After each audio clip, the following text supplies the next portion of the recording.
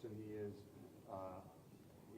He loves football. He loves people. I think I aligned with his vision of kind of what he's trying to build in this program, what he has built in this program, and that was something I was eager to be a part of. And so after visiting with him, I knew right away that was somebody I wanted to go work for. And I think that's important. When you go as an assistant coach, you got to believe in the head coach's mission and his vision for the program more than anything else.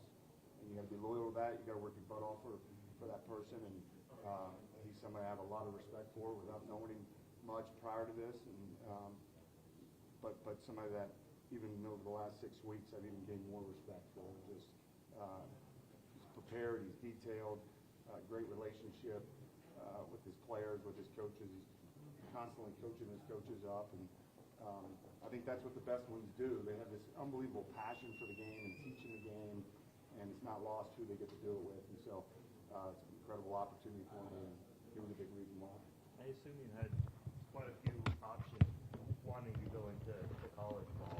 Like, why was this specifically the right one? Yeah, simply put, Oklahoma Sooners. There's not another program with more tradition and success over the years, and some great programs in this league. I think, shortly after visiting with Coach Venables, I got on the phone with Coach Arbuckle, and I think, he's extremely bright. He's young. You don't get to this seat where he's at his age. That doesn't happen all the time, and I think that was somebody that I felt like, I could learn from and be a part of, and really just felt aligned with him, a part of it as well. So, it's just, I've always admired and respected this program. Over the course of my pro football career, a number of teammates coming from Oklahoma, and all of them were the right type of teammates, the right type of people, and phenomenal football players that love the game. And so that's what I wanted to be a part of. I wanted to go coach ball, pour into them, all the things I just said. I think what a great opportunity and platform for me to be able to do it here. What stood out to you about that experience so far as you made that transition?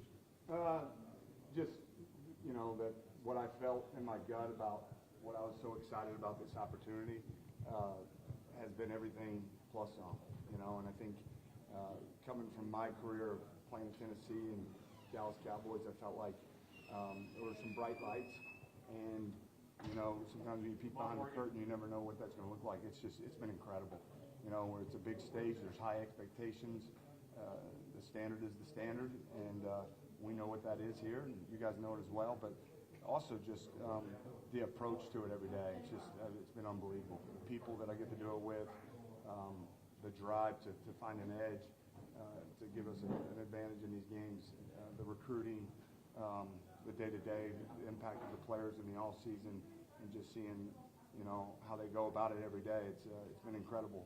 As I shared, I think the best teams and the best players, there's just it's never ending, right? There's never been a perfect game. You always want that one play back, and you have to prepare that way. And you have to find that line of, okay, I'm not as good as my last play or as bad as my last play, and give yourself a little grace. But I also think that's really important. And I've been really impressed with the strength staff, support staff, and the players.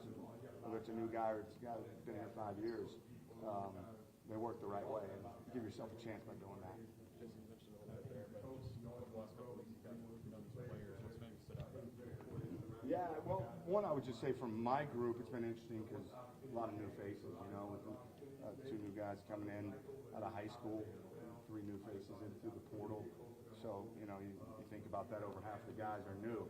And so, walking with them, being a new guy and seeing them connect with some of the old faces, some of the leaders in this program was, hey, look, we got to play good football. We got to jump in here head first, and we got to dive in. And so they've been great, across the board, our guys. It's just a really great room. I think you start with Hayden Hansen, he played a lot of ball in this league. He's smart, he's tough. Got a great work ethic and approach. From Rocky Beers, also in his 5th year, he's got an amazing story and journey to get here. And just, there's not a lot of time. Clock's ticking. And so just that eagerness from those two guys. And then, going across with the other transfer portal was Jack Van Dorsler. He's a young player, but very similar. He's highly recruited out of high school. He's played in the SEC. And so somebody that's eager to go to work. And one of the things I encouraged them with in our first meeting was, this is going to be highly competitive.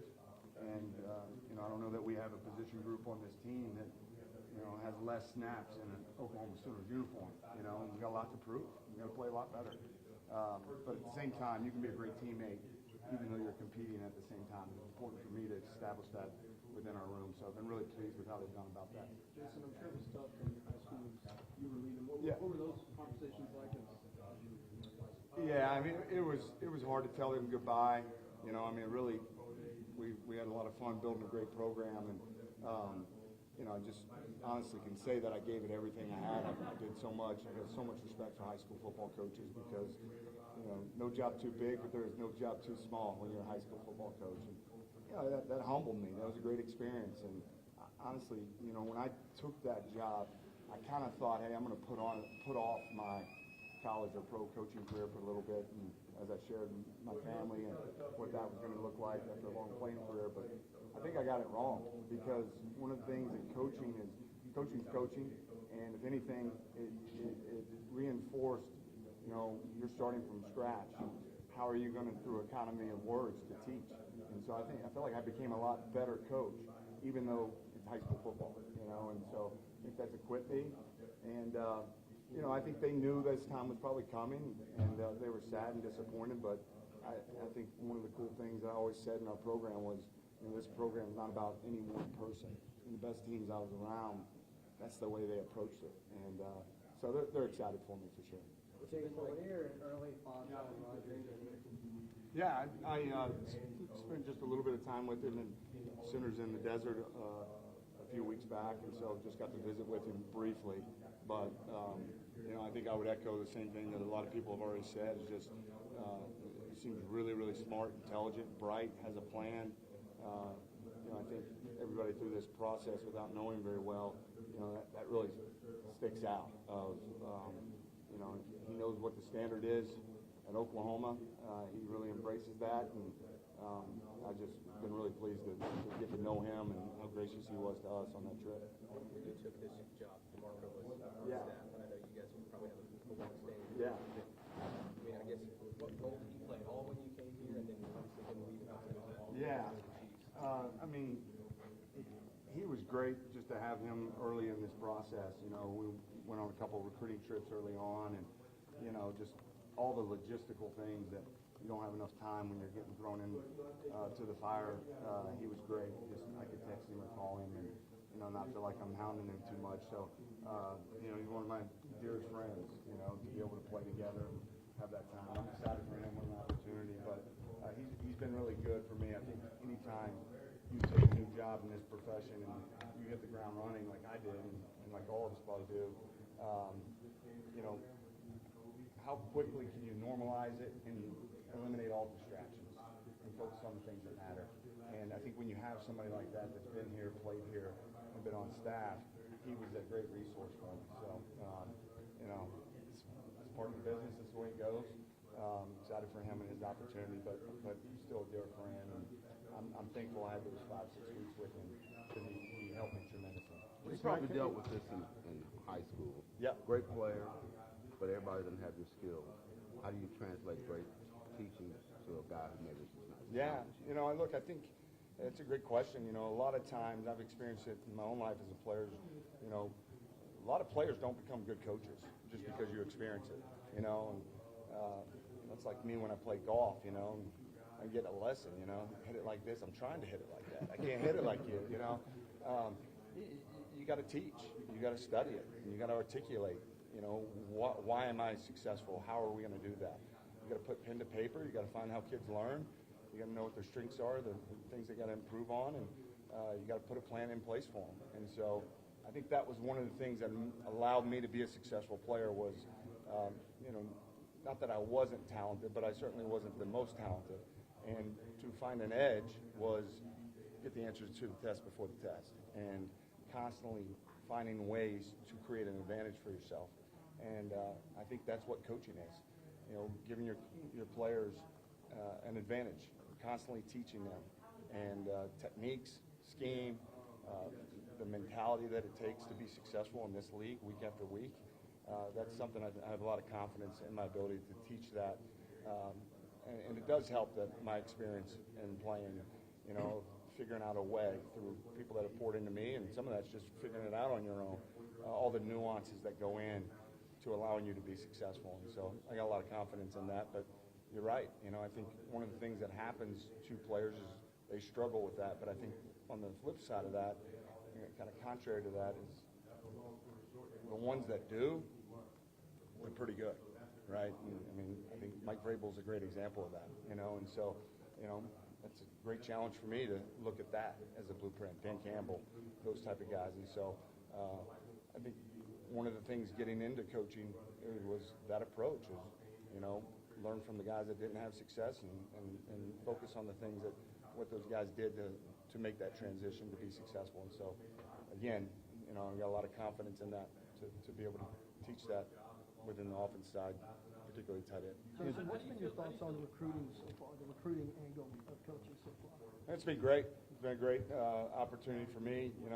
It's Coach Venables was really clear on the outset of kind of our process and how we do things, and along with Jim Nagy and the front office there.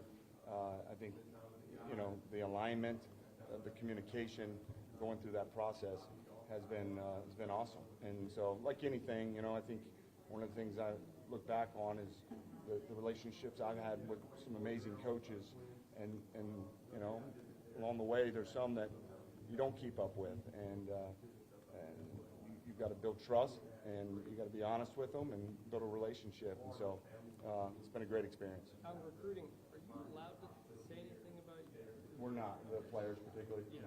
No, I'm not permitted to talk about Even that. family members, but yeah. Yeah. Sorry about that. That's okay. I figured I was going to bring it up. Yeah. How do you feel about the role of tight ends in this offense?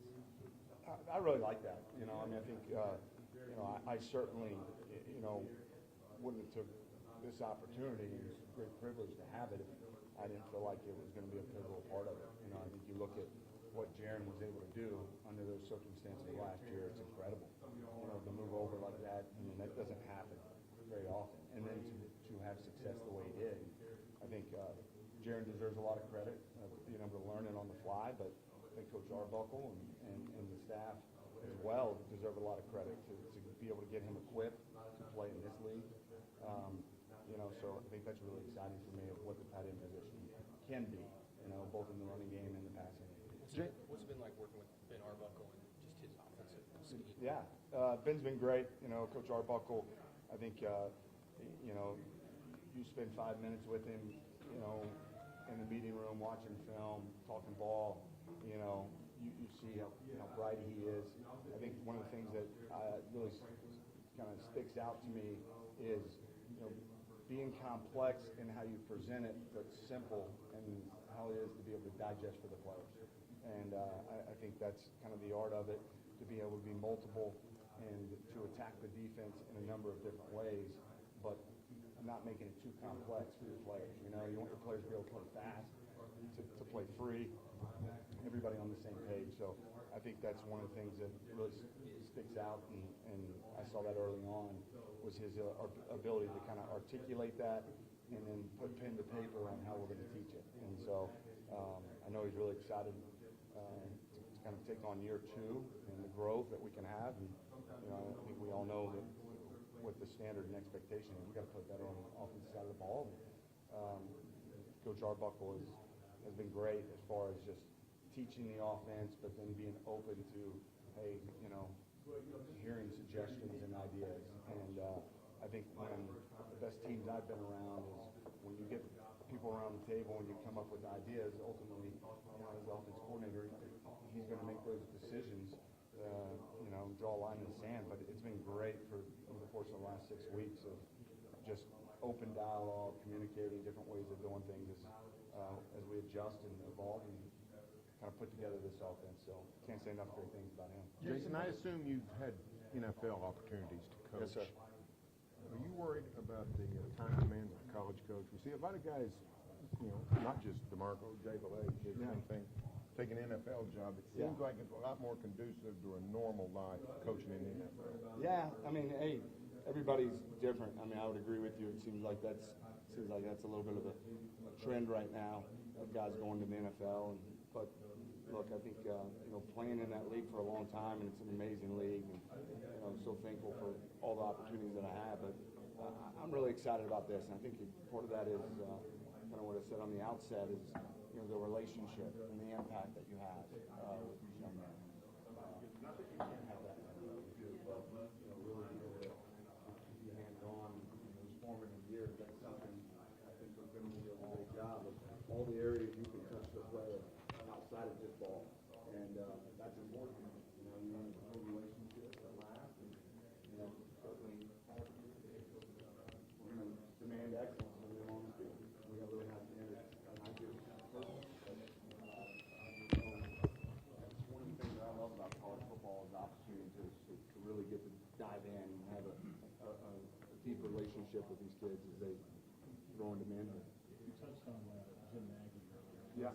That dynamic been like working with not only him, but that staff? It's been great. I think there's probably been a natural connection just coming from pro football for both of us, and kind of the way it's set up and orchestrated and organized there. His entire staff have been awesome. Just putting it together and presenting it and how they kind of got aligned and hearing our opinion on it or my opinion on it as it relates to tight ends. So, it's been a great process. Jason, you mentioned earlier the experience you had to play for your grandfather. Yeah. What do you remember about that experience? What was it like for you, and how much did that influence maybe your decision to get to college? Yeah, I think, I had some challenges as a kid. My family went through some stuff, and, he really stepped in at a pivotal time in my life, and, he really used the game of football to teach me about life. And he was a great influence to me, and, sitting around the dinner table and that yellow notepad. Some of you guys are journalists. You guys, remember those days of doing that, and you just flip it and go through plays. And he was demanding. He let me know as a coach's kid or grandkid, you're going to have to show the way and be the way, and you're going to be the example and some adversity too. But just greatest male influence I had in my life, and really kind of taught me the game and kind of lived that dream out with me through college, and NFL was my biggest fan. And so that was a big reason why I knew I wanted to get into coaching. Two brothers, they both coached, and so uncle, the same thing. So that was something I knew I wanted to do. I was just fortunate that I was going to be able to play, and I think that's one of the confidence that I have is we're getting a little bit of a late start to it from because I was able to play so long, and then as I've shared, kind of making that family decision to go to coach high school. But got a lot of confidence in my ability to be able to teach it and help these players get better and become the best version of themselves. And so every step of the way, I feel like I try to watch, even when I'm here. I think the best way to learn leadership and to improve is to watch it. And I think Coach Venables has been a great example of that every day. What's your early thoughts on your room, your tight end room? Yeah, I'm excited about getting to work with those guys. I think new faces, and so it's early in that process with them. But I think their approach. Rocky and Hayden were already signed here when I was joined the staff, but I see what the organization saw in those young men, and I think they're eager as fifth-year players to take advantage of every opportunity. So I really like their work ethic to start the off season, and then even the young guys in here, Kate McIntyre and Trinae. I haven't talked about them, but Trinae's got bigger and stronger in the off season, and I like their development. So it's going to be an open room competition, and I think that's going to bring out the best in our group. And you can't talk about your son's recruitment, but Yeah. was it through that process that you started to know Brent, or what was your relationship with Brent? Yeah, a guy that recruited me out of high school is named Dan Brooks. Really one of the pivotal reasons why I went to Tennessee, and Coach Brooks worked for Coach Venables at Clemson, so he was somebody I was able to connect with once Coach Venables called me and offered me the job. But yeah, that was really it. I mean, it was obviously had a lot of respect for him and didn't really cross paths from that standpoint. But I think as an assistant coach, your number one job is to live out and execute the vision of the head coach. And in order to do that, you've got to believe in that. And that was important to me throughout this over the last 5 years. Is I've been blessed to have a few opportunities. I want to take advantage of that opportunity to get aligned with that person. I think he does a phenomenal job. Just everything's well thought out. He loves football more than anybody I've ever met. And finding those pockets from scheme to ball to motivation to leadership to training off the field, as good as an example as you can see that I've been able to watch. And just does a great job with the players, with the coaches, and so the relationship was probably more so on that end from Cooper. Jason, obviously the tight ends played a huge role. Yeah. Pretty confident that area needs to get better this next season with the team. What's your relationship with Thielen been like over just getting to know him over the last couple of years? Yeah, I think he's been great. I think along those lines too, just the pro football, he's coming from pro football, so some mutual relationships and contacts and, kind of speak the same verbiage on certain things. And then also, he's a new guy now, and so just small things that come up just logistically, we've been able to connect on a few of those things. So really smart, intelligent, all about the players. I think he's got a unique way about him of obviously his success over the years with the running back position, second to none. So he's been a great resource for me. What stood out to you on and off the field from Peyton so far? I'll start off the field. Just his maturity, and anytime you walk into a new program, I've gone through it as a player as well. It's hard to take ownership early on. You don't want to step on toes. You're trying to figure out the lay of the land. And he's done a great job of finding pockets to positively impact his teammates. He's been vocal, but more than that, he's done a great job of kind of setting the tone. Our actions are going to speak louder than our words, and just kind of diving in head first, and one of the things you challenge those guys when they come in his situation after playing 4 years, being in a program for 4 years, is you're not an independent contractor. This is about the team. That's what Oklahoma is all about. And he's been incredible in how he's kind of bought into that early on. Physically, just his size. He's your prototypical tight end. I don't know the exacts, but 6'7", 260, great size, a lot of experiences playing in this league. But then also he's just very coachable. That's one of the things you always think about with veteran players sometimes is just, hey coach, I kind of got this figured out, and you see it in the NFL. And I think the best ones are always kind of, they want more, and they're hanging on every word. And so in the short time we've had together, I think he's been very open to that and wants to be coached, learn the system, not how I ran it, but how we run it, and I think that's important. So I've been really impressed with it. How big of a sacrifice was this to take the job at this point in your life with your son, senior year? Yeah. Because, you're close, but you're still not going to be as. Yeah, I don't look at it that way. This is Oklahoma Sooner football. What a privilege it is to be the tight ends coach, and so and to get to work for Brent Venables, to get with Ben Arbuckle and Bill Beatonbow, and be a part of a great program. Everybody makes sacrifices for it, but that's coaching. I think it's a great privilege. My family's been awesome. They've been incredible.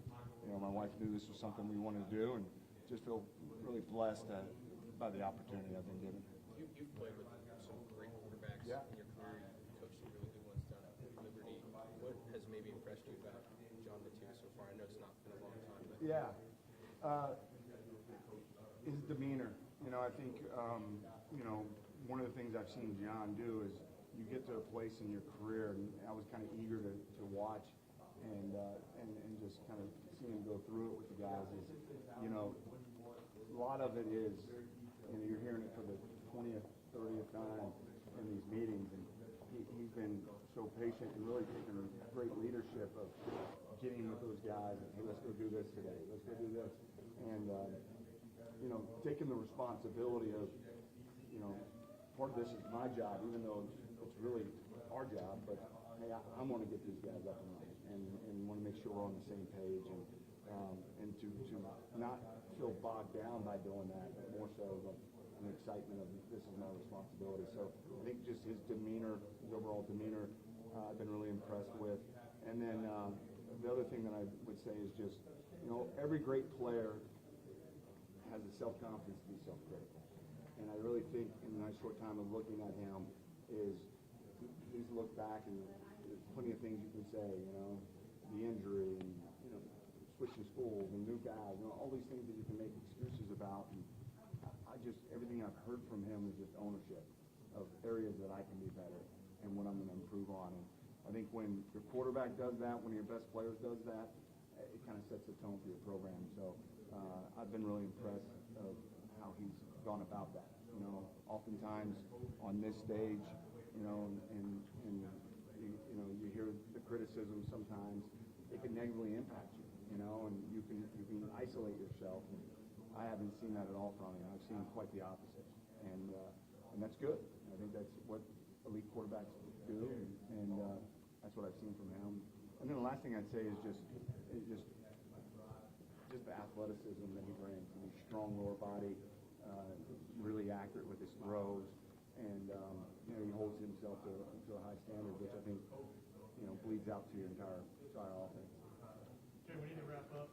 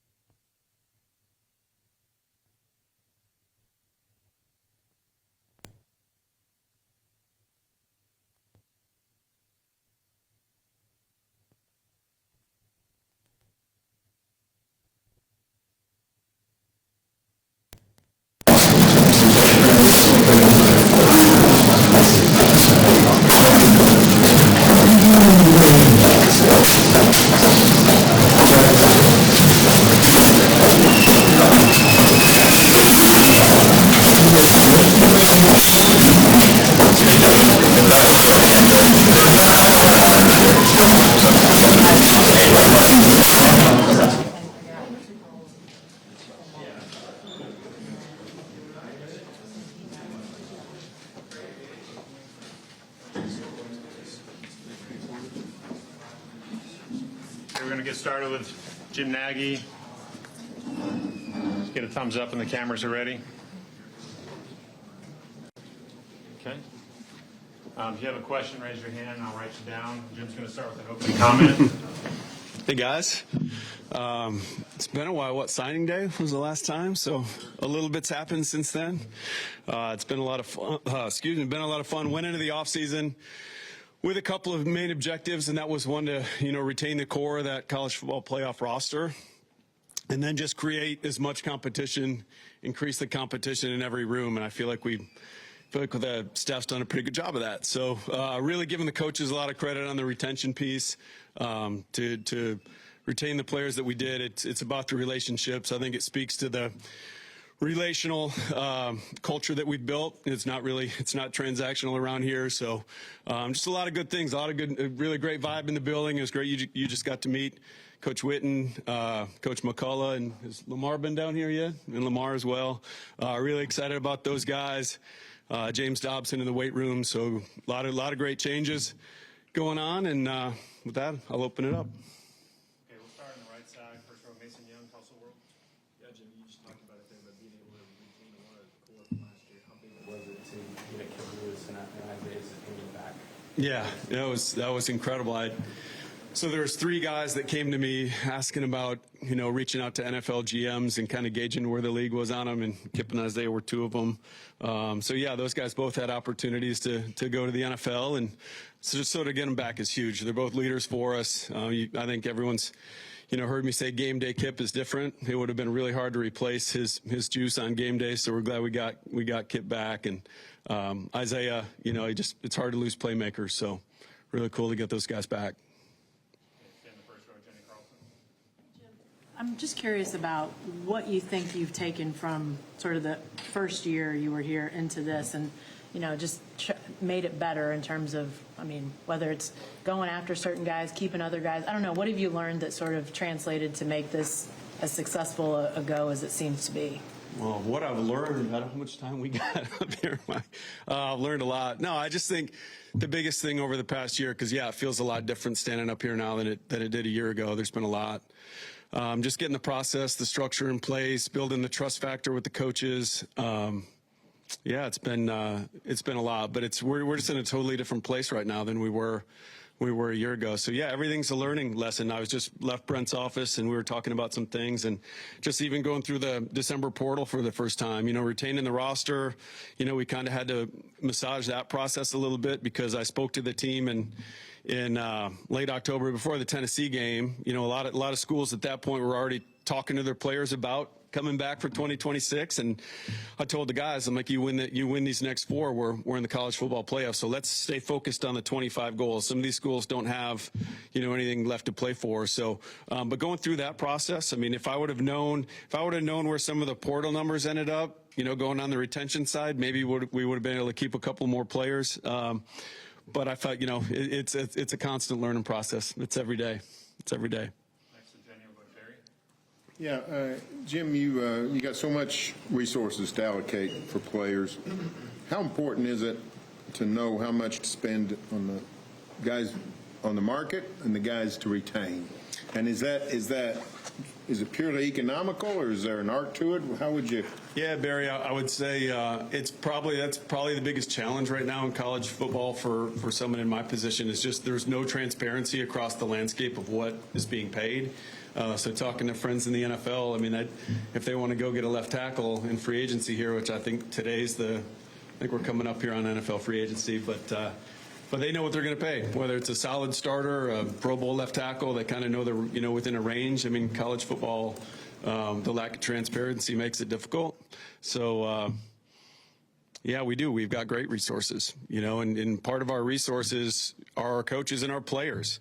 I think a really cool illustration of that was Saturday night, Future Freaks weekend. I know I can't speak to much of that, Mike. But having our players, we had a dinner at a restaurant here in town, and the amount of our players and our best players and some of the guys that are going on to the NFL showed up at this dinner. They are our best recruiters. So yeah, we've got a lot of resources in place, and yeah, but in terms of how you allocate that, yes, back to your original question, yeah, there's at each position we know what we want to spend. We have a percentage allocated, but you can deviate for the right guy, or to retain the right guy, or go get the right guy. So, but we do try to stay within, kind of the guidelines we've put out for ourselves. Jim, you led off talking about Jason Witt, and I just wanted to ask you about the tight end room you guys overhauled. Just what have you thought of that group so far and the guys you added? Yeah, I'd say the biggest thing with the portal and even the 26 guys, just big picture, is we feel like we have the right people. Again, workouts have been great. It's been really fun to watch those guys move around and compete and strain, and you see some of the makeup coming out in them. But until we get them out here on the practice field, you don't really know what we're going to get till we get the pads on. That's Christmas morning for our staff to see those guys with the pads on. But yeah, the tight end room is something we knew we needed to address. We want to run the ball better. So to get a Hayden Hansen and Rocky Beers and all the starts those guys bring, and Jack Van Dorseleer is a guy that's got a really high ceiling, played right away in the SEC. So yeah, that room really kind of flipped. So just excited to get them in pads. I mean, they're all a little different, but they're all big. They're all big guys. I mean, you'll see them when they're out on the practice field, but and they're leaders, and they're different. They're different guys, like personality-wise. The 3 guys are really different, but they're all invested. They're all really invested in this, and to have Coach Witten coaching them, it's exciting. It's exciting what we'll do. Well, I think we'll look different with those guys on the field this year. Yeah, Jim, you talked about it's been 1 year since you've been hired, and a lot's happened since then. Team won 10 games. You had 10 guys go to the combine. You guys have the #1 recruiting class right now. How much different is the program today than when you first took over, and how did you maybe get this momentum, get to this point? Yeah, it's different in all those areas you spoke to. I think anytime you can win 10 games and go to a playoff, it helps recruiting. So those things work hand in hand. But yeah, I mean, the vibe in the building doesn't feel a lot different. I said that, a year ago, that coming in here, even on the interview day, like, this building was in a good place. Coach Venables has done an unbelievable job of building the culture here along with the coaches. So I think our staff has just added to that. We've intentionally hired guys that aren't just tape watchers. I mean, these guys really help in the recruiting part of it too. I mean, if you're a parent and you get a call from Lake Dawson, I mean, Lake and I are parents ourselves, and he's got 3 grown ones. I'm close to being an empty nester myself, so we were really intentional that way. But yeah, it's certainly the results were different this past fall, and we're just so much further ahead in the recruiting. A year ago at this time, we had 3 commits. Now we've got 19, and of those 3, only 1 ended up here. So there was a lot of massaging going on right now in terms of the board and who we were going after a year ago, and now we're all in this thing. We've been on these same players for a good amount of time now, together with the coaches. So yeah, it's a lot different. Left side, Tom Green. Yeah, Jim. Hey, Tom. Retaining Isaiah is huge, but that wide receiver room looks a lot different than it did a year ago. I guess, how would you describe your approach to reshaping that, both just in terms of the physical traits you may have targeted, and when it comes to guys like Trell and Parker, the proven production that they have in Power 4 leagues? Yeah, we've got some young guys in the room too that we're really excited about, but Parker and Trell are proven guys, and we needed to get some playmakers on the outside. A huge Deion Burks fan, but Deion's probably more of an inside player, but that was kind of Isaiah's spot. So, Parker's a guy that played a lot of football, 6 touchdowns as a redshirt freshman in the SEC, is really good production, unbelievable hands. I joke with him, I'm like, I don't know how much catch you played with your dad in the front yard as a kid, but like, you put it anywhere around him, he's a really QB-friendly guy. And then Trell is a guy that can play inside and outside, super explosive. He's 6 foot, 200 pounds, but he plays bigger than that, which we really like. He's good with the ball in his hands. That was a main focus too, along with the tight end room. We just needed to get better around John, and we needed to equip Coach Arbuckle with, more people to, be more multiple on offense and be more effective on offense. So yeah, those 2 guys were huge, getting Parker and Parker. We didn't see that coming. We didn't see Texas dropping Parker that way. So that was huge for us.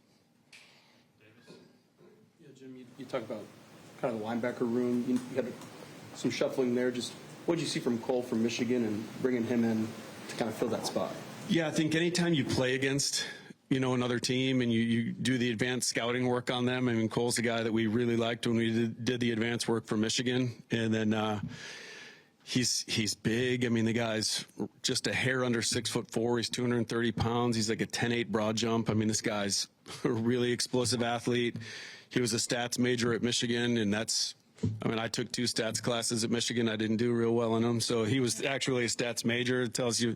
So really smart guy as well. So yeah, he was a guy that we went after hard. We didn't know what was going to happen with Owen Heineke. We kind of anticipated that could be a potential loss. So yeah, Cole's the guy we targeted, and he's fit in great. He doesn't say a lot. He's up there all the time. I feel like between, I think there's a lot of opportunity in that linebacker room right now, and they all kind of feel it. So like James Nesta, Taylor Heim, the 4 freshmen, like that 3rd floor in Coach Streiling's office, every time I walk by, there's players in Coach Streiling's office. So just a lot of really good competition in that room, and that's a great thing to have. Jim, the first week the portal's open, you get all the splash people that you're trying to bring in, but how important or how tough is that second week when you're trying to add those final pieces? Yeah, it's different than NFL free agency. We had a really good plan. It was cool to sit back after the weekend and how it all unfolded. I think we brought in 11 players the first weekend of the portal and signed 10 of them. So that speaks to the plan. Charlie Parkinson did a great job on the college side and our staff getting all that lined up. But it's not like the NFL. Like in the NFL, you feel like if you're smart and you have the right approach, you can sit out the first week of free agency and get some good value.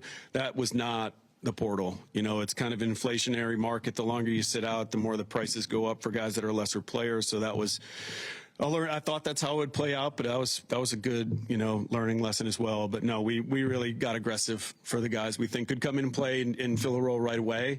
And then we filled in with guys, second week, that will fill roles and competitive guys, and we really like them as players. But the guys we went after right out of the chutes, we expect to get a lot from.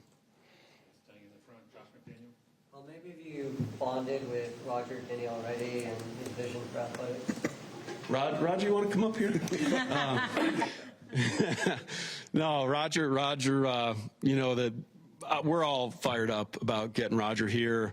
It was really unique after the hire, how many people, just my phone was blowing up with people in Illinois. And then I think at his press conference, they boarded a plane of 12 people to come down. I've never seen that. There was no one at the Senior Bowl coming from my press conference, but so no, we're all really excited about Roger. We got a little bit of time at a donor event out in Palm Desert, and spent some time out there and just to get aligned. And I know he's going to be fully supportive. And they were doing some really cool things, with some other.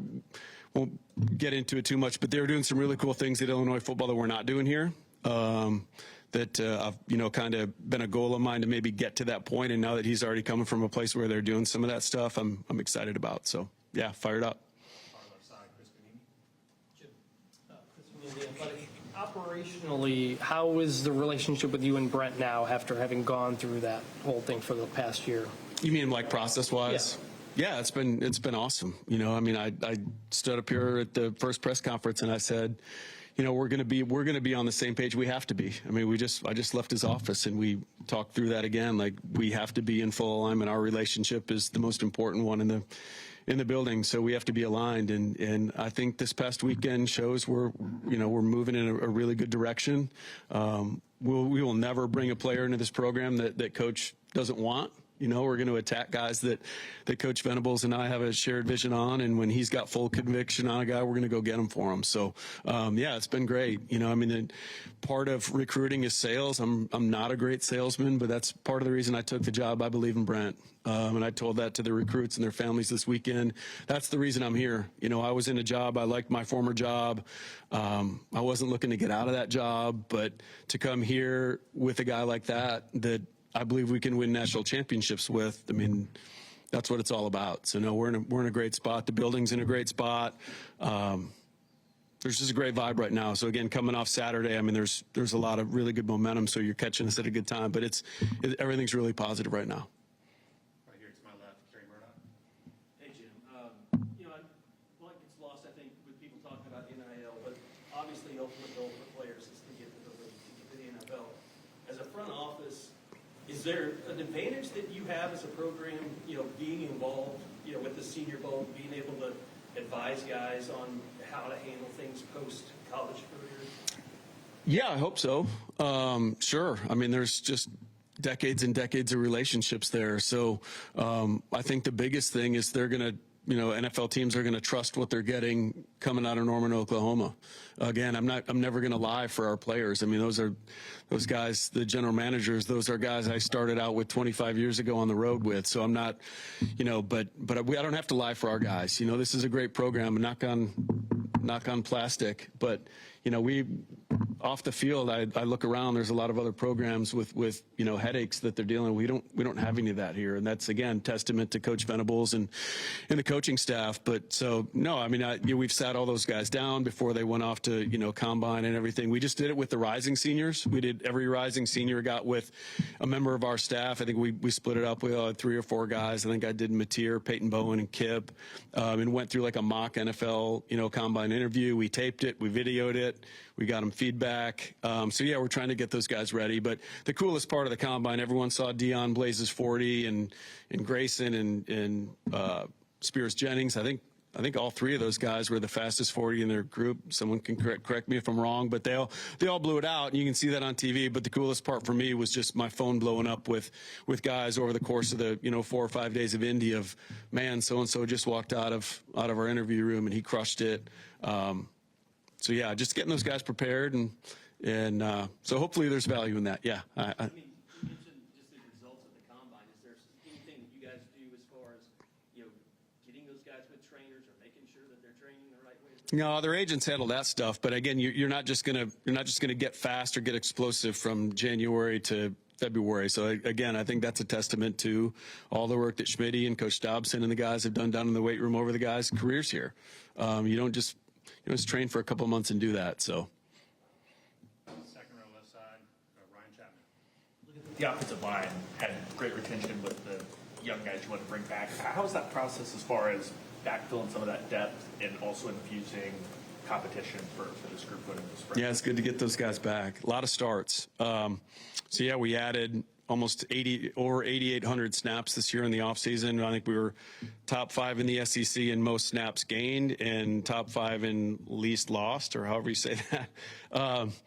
And then on the offensive line, it's going to be huge. So to get all those guys back, Jake at center, kind of being the anchor of that line, and Marion Harris was a huge add for us, a guy that started 24 games at Arkansas, like proven guy in this league that can play guard and tackle. He's going to be a right tackle here, but another guy that gives us position flexibility. And yeah, some of the other guys through the portal are going to have a real chance. We saw something on tape that we think that there's some upside there, and there's some young guys. I mean, there's 2 guys in the freshman class, Noah Best and Deacon Schmidt, are working really hard and doing really good things. So we're excited about that group. That room's headed in the right direction for sure. Yeah, Jim, I just want to ask you mentioned it earlier, but Owen Heineke and just the way that situation unfolded, the uncertainty there, just with his eligibility and all that. Just what did you learn maybe seeing through that process and kind of how that unfolded? Yeah, still learning, I would say. We're still working through some of that. We're not giving up. Yeah, Owen's just a guy you want to fight for. And we've got a locker room full of great young men, and Owen's incredible. Been in a lot of close contact with he and his dad through this process, and through Owen's Senior Bowl and Combine. He came back last week, and we were watching practice together, and I think it got him really juiced up about potentially maybe coming back here and being a Sooner, being around his teammates again and seeing those guys work. But he's special. He's a really special young man. If it ends up where he's in the NFL next year, whoever gets him is going to get a really good football player and a great young man. But yeah, we're still working through that. How difficult is that then, just not knowing what that process would unfold, but you've also got to worry about managing the roster and positional needs? Absolutely. No, I mean, we had to account for Owen not being here, right? So we did what we did in the portal to do that. But again, if there's any sliver of hope of getting Owen back, we're going to do that.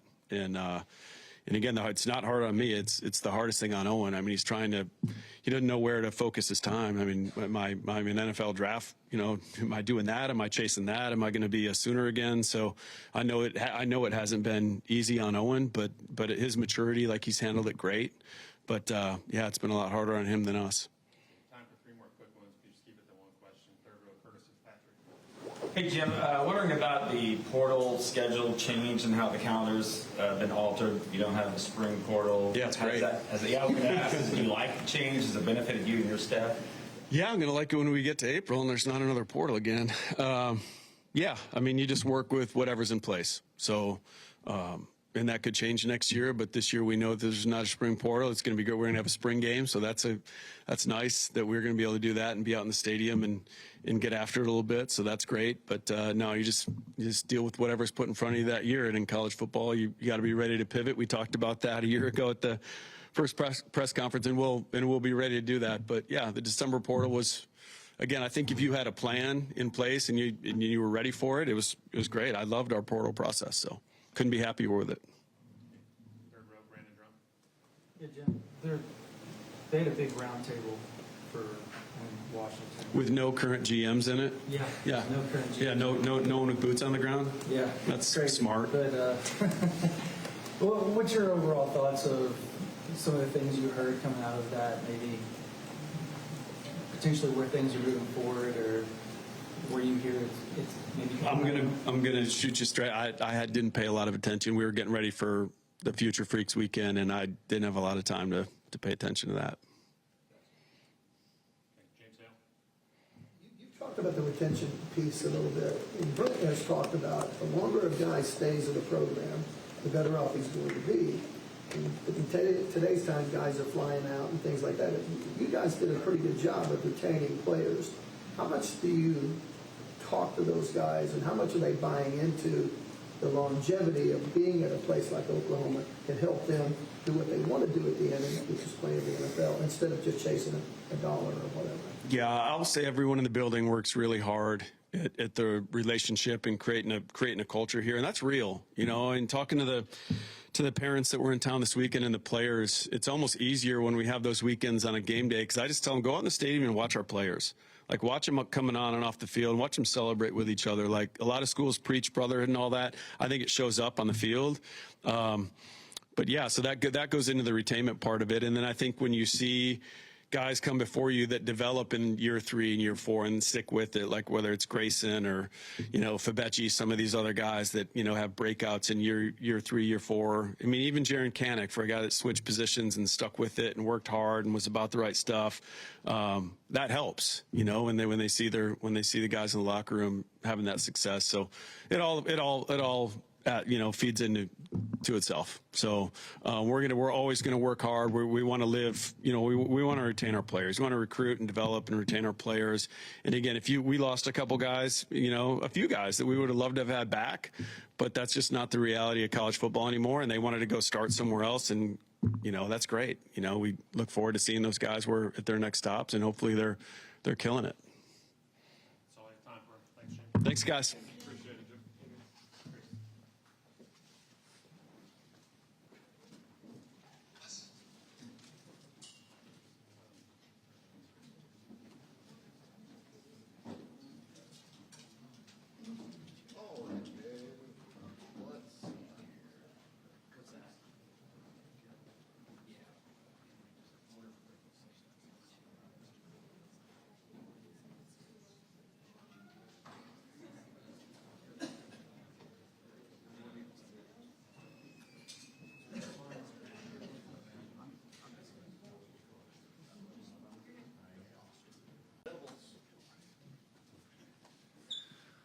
All right.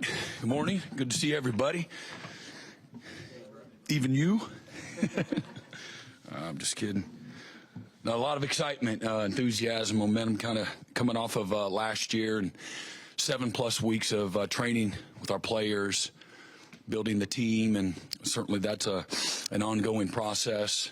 A lot to be excited about, and with new players, new coaches, and again, just a new opportunity for this year's football team, and to build, be better, learn from the past.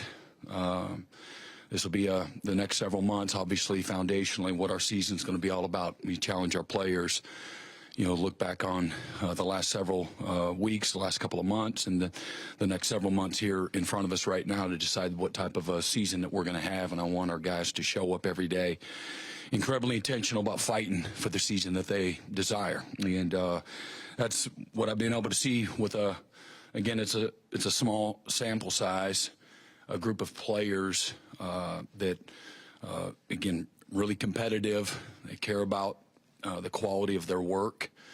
They care about building relationships, buying into our culture. Certainly that was sold in the recruiting process with the 40 new guys that are a part of this year's team.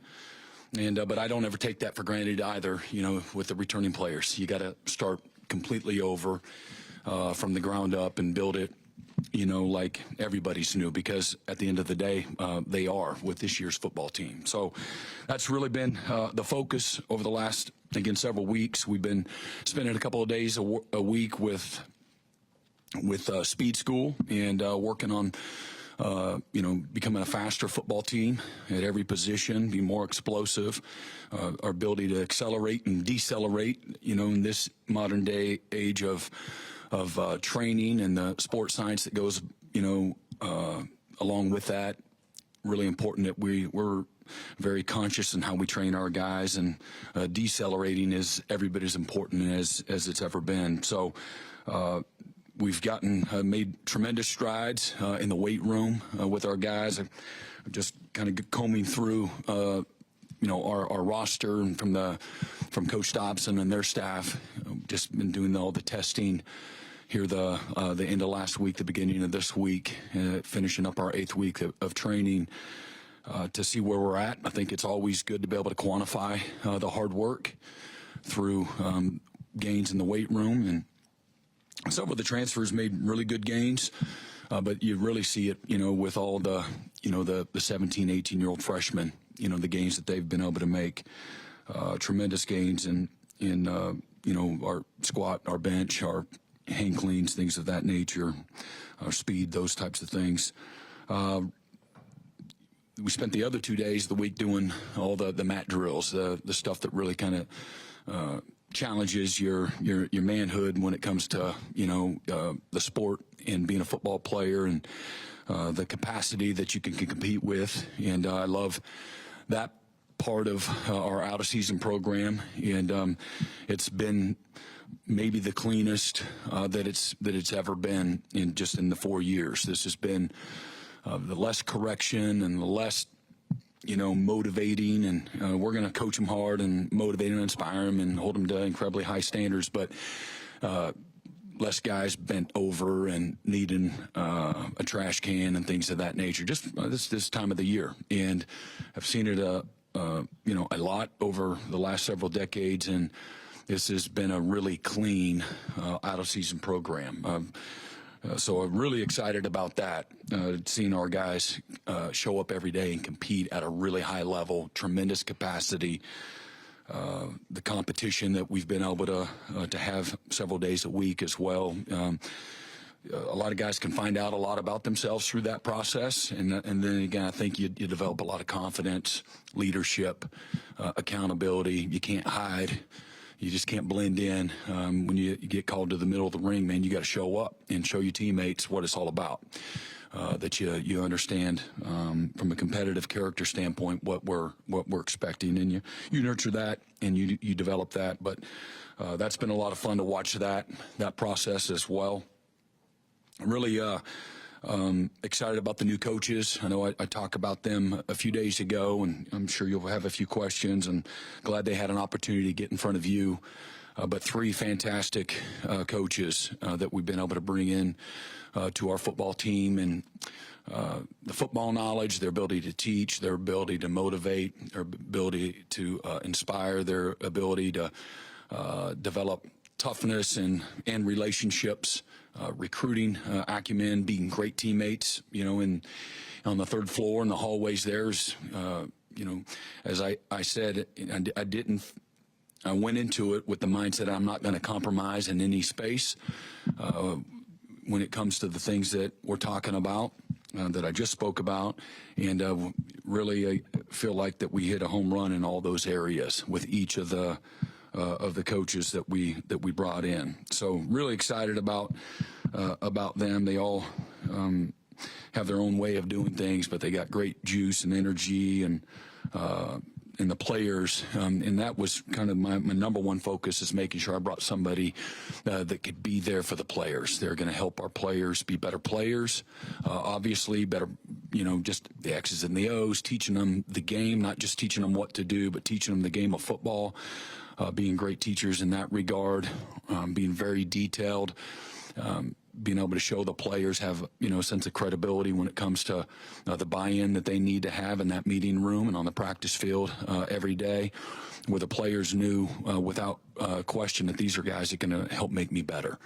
And if I just buy in, put my head down, put the work in, be coachable, be willing to be strained and taken to places I can't take myself, then I'm going to become a better football player. And so I know that that's going to take place as well. I'm proud of our coaches. They've worked relentlessly the last, again, several months. Our entire staff are full-time, and our off-the-field coaches. We've been doing a lot of self-scout, looking at ourselves with the right lens. And, defensively, I think we were number 1 in the SEC in 17 categories, but I don't think any of our coaches or players that have been through the meetings, they see it like that. I think we've done a good job of showing them all the warts, the areas where we have to improve. You looked really hard at the 3 losses that we had during the season and pulled the curtain back. And where did we lose it? Where could we be better? Is that them? Is that us? And just really, even when we had success, looking, okay, we got the sack against Bama in the playoff game, but man, we had a free hit on this ball, and they end up scoring on that drive that we didn't get the ball out. It was a 1st and 10 sack, and we end up giving up a 4th and 2, conversion for a touchdown. And so that's what our players have seen and what they've heard over the last several months on defense. And then offensively, we improved in 24 categories from where we were a year ago, and none of that's good enough, and we understand that. I want to recognize the improvement that was made, as incremental as it was, but also understand where our standard is, where we need to get better. And so we've got a great focal point on the things that we need to do in those two phases, and certainly the kicking game for all that was good. It was excellent through, a body of work through the season and going into our final game being the top special teams efficiency unit in college football until we weren't. And the playoffs we had, between penalties and just the turnovers that we had and not kicking field goals great and had bad punts at the wrong time. It was just a tough night for us on special teams. So a lot that was learned. We've kind of, again, as I told those guys in the special teams unit, which again, every unit on our football team is a part of a special teams unit. And as I told those guys, you don't just it's not just a special teams play and you kind of have your own team over there. Everything you do bleeds over into every other part of our football team, complementary football, or vice versa, the field position game, which is, as big of a impact that the special teams units have, is just controlling the field position and flipping the field position. And things of that nature. And so we had a tough night, but we've done a really good job through our team meetings and unit meetings of really finding, there's always a story behind all of it and why that, has put us in a tough position or how we can be better.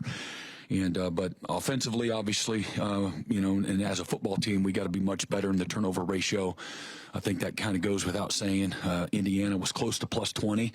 They won the national championship, and we were -3 on the season, so it kind of goes without saying. And we know that turning the ball over and being on the right side of the turnovers is the #1 predictor of success and winning in football. And but we got to have better game control as well, running the football, creating more explosive plays. Being able to play with a little more rhythm. I don't mind punting. We need to be able to get more first downs. We were excellent when it comes to the red zone on offense, tops in the country. We just need to get down there a lot more. We're also 100 plus in the country in red zone opportunities.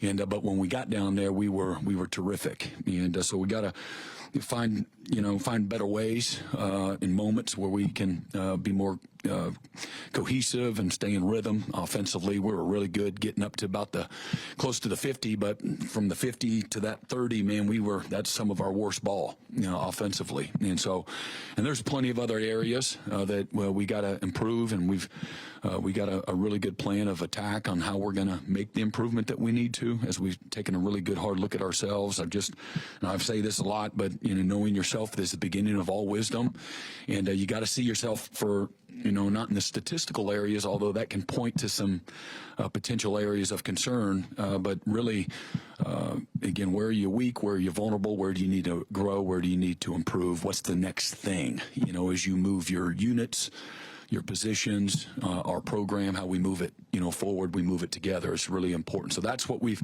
been doing. Certainly there's a recruiting component. I know Jim was up here a little bit ago, and, I know that the coaches, in some ways, there's more efficiency to their day-to-day lifestyle, but I don't know that they're doing any less recruiting than they've ever done. And it takes everybody in the building to be successful. And, if I'm happy with anything, it's the cohesiveness that we've been able to work through over the last several months, and certainly coming off our the mid-years with high school players coming in, and the portal players that we signed as well. That's the most recent, and then obviously moving forward, recruiting never stops. We're on to the 27 class as well, finishing our one and only junior day with great success as well. It takes everybody, the staff, the recruiting office staff, they do a really good job of, taking a 10,000-foot lens and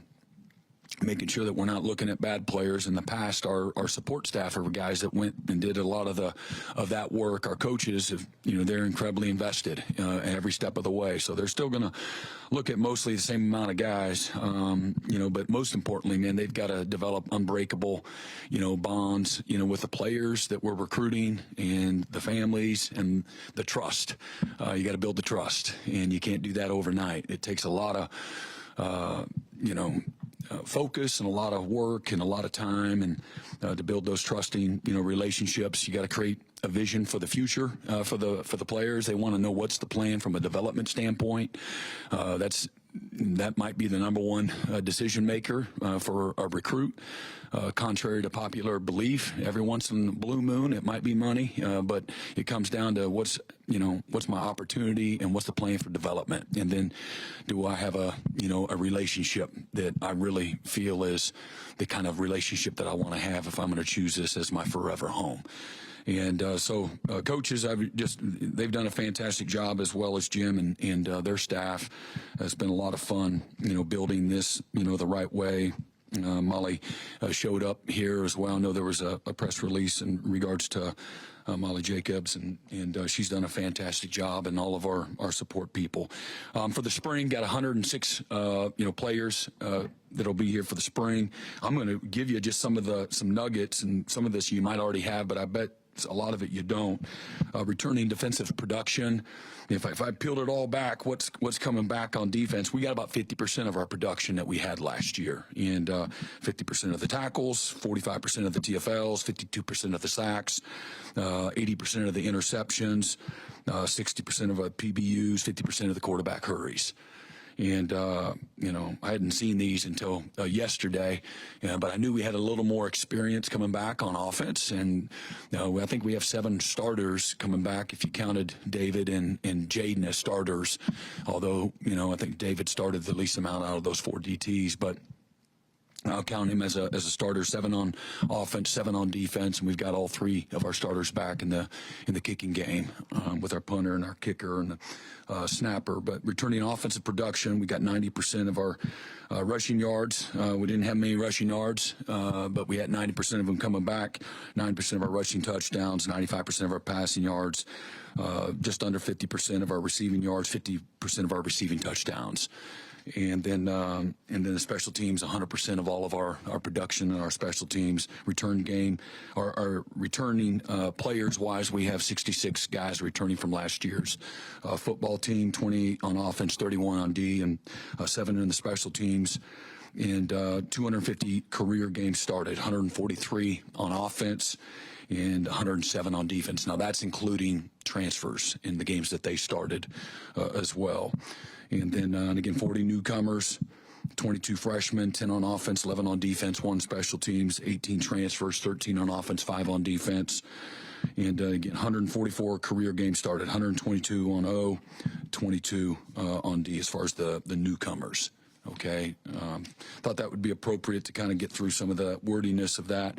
And again, on D, I'm going to break it down another layer, and then I'll open it up for questions. So, defensively, we've got 40 starts coming back on our front, and a year ago, I think on defense, what is some of the secret sauce to our success a year ago, and I said it going into last year. I really liked I thought our 2s were closer to our 1s, and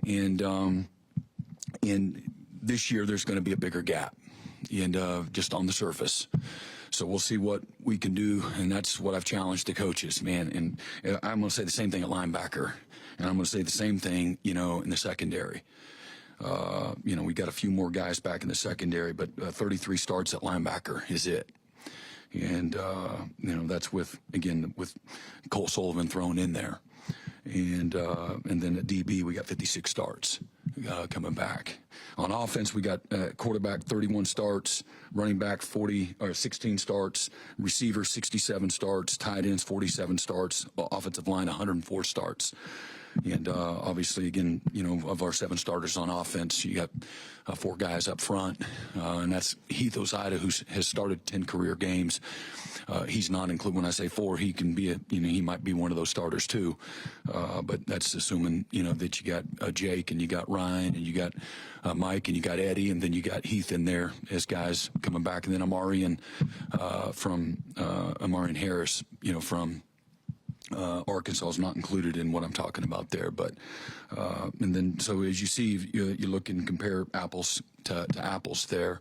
Got a little more experience coming back on offense, but the challenge for it's even on the offensive side. I mean, you take the bottom of both sides of the ball, and how quickly can we raise that floor?